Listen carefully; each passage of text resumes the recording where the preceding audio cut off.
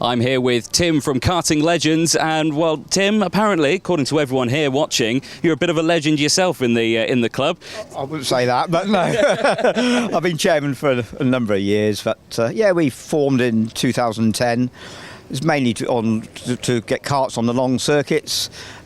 We've tied up now with the HSEC, which is a historic sports car club. We do demos at all their events now at lunchtime, and we're just trying to promote the kart inside the gearbox side in front of the public, which has never seen these karts before. Exactly so, and like I say, it's a beautiful piece of machinery that we've got in front of us. But a little bit more about the club. Where can people get involved with it? You know, because for me, it's my first time, actually, I have to say, shamefully, first time hearing about Karting Legends. So where can you get involved? Well, our club is all ex-karters. We're a very small club. We've only got about 20 members, mainly because we're restricted for numbers on the circuits. We can't have more than 20 on track at a time. And because we're doing such high speeds, they're the same speed as the British superbikes we're hitting. You're topping 150, so you really have to have experienced drivers. So we're very strict on who we have in the club now. Well, there we go. But like I say, I think the minimum karts on short circuit racing, 36, I think, Motorsport UK allowed. So are they restricting you to 20? Because I think, oh no, we've seen you guys race for many years, but I think we'll limit you guys to 20. I think it's on the permit. It depends on the it depends on the circuit and things like that. But yeah, I think that's about that's the figure that they've been pitching towards us. So yeah, we don't not to go over. Good. We have to keep in their good books. Yeah, exactly. How long's the club been going for now? It's 2010 it started, and what we do now is, because we don't get charged, we're just doing demonstrations. All the drivers that enter pay £50-60, and what we do is click the money up and donate it to the marshals, because they're giving their time up at lunchtime for us to go out on track. So far I think we've done about £2,500 we've donated to the British Marshals. Oh, amazing stuff. So there we go. Marshals, get involved as well. If you get some historic karting, you actually get paid for Marshal this one. But yeah, no, it's a brilliant idea and a fabulous thing to do. And what is the idea behind the club? Is to get just more people involved with these sort of karts? Yeah, we're just trying to show what karting was like in its...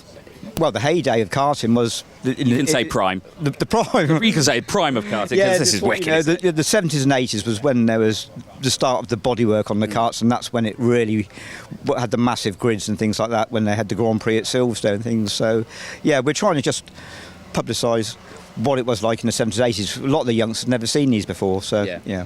Well, brilliant stuff. Well, talking about the kart, we've got Simon, member of Karting Legends as well. Simon, welcome to Shenington. I'm sure it's probably not your first time here either, is it? No, since 2005. There you go, you've been here a while then. Yeah. But you can tell us a little bit more about this beauty, the owner of this kart as well, I believe? Yeah, it's Martin's old kart. It's Martin Hines, who found most of the Formula 1 drivers. Yeah. It was his kart. It's in the magazine.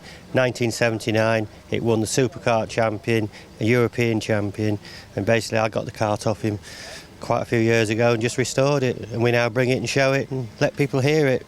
It is absolutely fabulous, isn't it? I mean, leather seats for one. I'm quite jealous because most of the modern... There's a fiberglass one underneath. Oh, there you go. No, don't hide it. It's a full leather seat. You need a bit of padding. I've got plenty, but I need a bit more padding.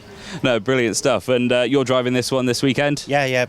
Right, absolutely fabulous. I mean, in terms of, I think the main thing people want to know is, speed-wise, what's it like to drive? It's seat of your pants. It's like going in a rocket ship. Yeah. They do 0 to 60 in 3.2 seconds. It's got 6-speed gearbox. It's got about between 50 to 60 horsepower. It could top out at 130, 135. I think down here you're getting about 100, 105 on the straights, but it's that hot today, the tyres are so grippy, it just shakes you to death in every corner.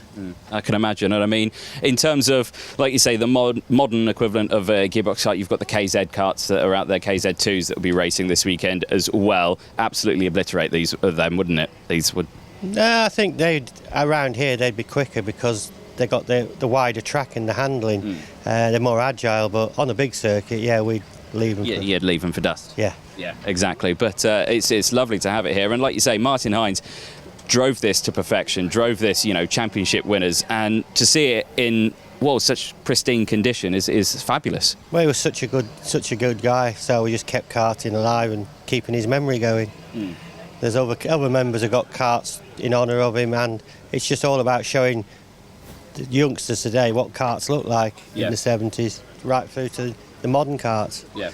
Because this is completely different, of course, because you know you've got the fuel tanks on the side and on the in the middle. Is it? I don't use the side one. Right. It's too tight. I don't like putting 20 litres of fuel in. I can get away with 5. Yeah. Okay, good man, good man. Centre tank. Okay. Google, you see. It's that dear now petrol. You got to be sparing with it. Yeah, exactly. But you could put some bourbon in there as well, couldn't you? Yeah, we'll keep a gold box in there now. Yeah, exactly. Get away with that, couldn't you? But no, it is an absolutely beautiful machine. And in terms of it being back here at Shenington, a fabulous circuit to race on as well. When was the last time you were actually here racing? Back in the 90s. But it's not changed. No. Still see the same old faces coming around. So it is this is what you get with modern. This is a Carter from the past. There we go. But such a friendly little character. who is it? His name's Steve. Tim's got a nickname for him. There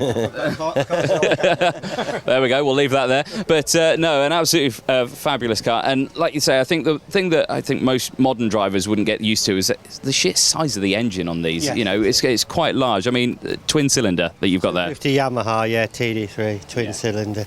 We took the spark plugs out just to have a look how it was running today. But they're a beast, and they're so enjoyable. They sound like a Ferrari V12. Yeah.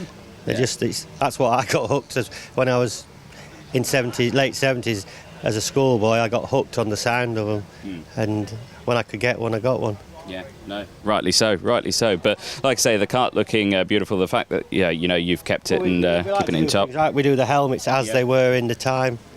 A lot of the members do spend a lot of money and time and effort getting their karts right. When you go around the paddock, you'll see them. We've got a few people under some awnings. They spend a lot of time and effort just to show other people how nice the karts are. This is scruffy compared to some of the members is now. No, honestly, really? This is a scruffy kart compared to what a lot of people use. But it gets a lot of use. It's not to be shown, it's to be given an outing or two. Yeah, exactly. Well, I have to say, even though you think it looks like one of the scruffiest, it still looks absolutely beautiful in my eyes. But Simon, Tim, thank you very much for chatting with us. Karting legends, ladies and gentlemen, quite literally, and it's in the name as well. But thank you very much for chatting to us. Yeah, it's on the awning. It's on the awning.